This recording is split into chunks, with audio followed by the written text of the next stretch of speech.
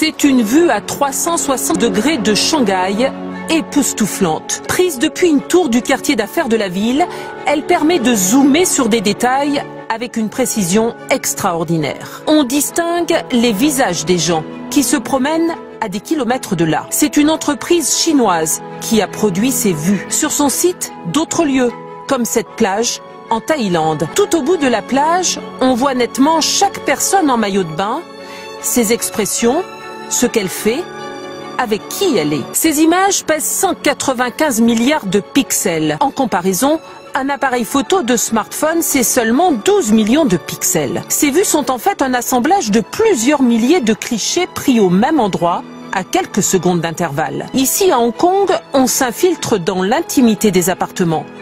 Une indiscrétion totale qui fait frémir les défenseurs de la vie privée. En Chine, plusieurs villes utilisent déjà cette technologie pour identifier et sévir contre les piétons qui traversent hors des clous.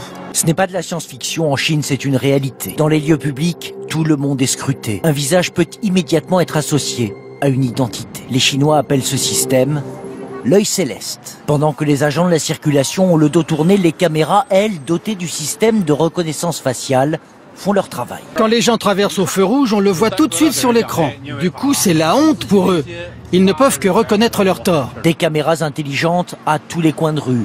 Et pour ceux qui traversent au feu rouge, l'amende est de 3 €. La Chine ne connaît pas de loi sur la vie privée. Être filmé ne semble déranger personne. Une atteinte à la vie privée ?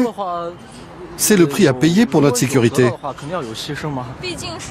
Ça nous oblige à respecter les règles, c'est plutôt bien.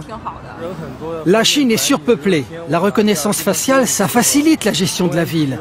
La police est alertée tout de suite. Dans cette start-up de Pékin, l'une des plus en pointe, 6 ans d'existence et déjà 1000 employés, on développe des logiciels d'identification pour la police, une vingtaine de gouvernements locaux et des entreprises privées. Dans le showroom de la société, les clients se pressent pour voir les démonstrations et les différentes applications. Avec ce logiciel, on peut voir si un visage correspond à celui enregistré dans la base de données des fugitifs. Le logiciel aurait permis 3000 arrestations à ce jour. Le jeune directeur de 33 ans voit l'avenir à travers ses caméras. Statistiquement, ce système peut faire une erreur sur 100 000.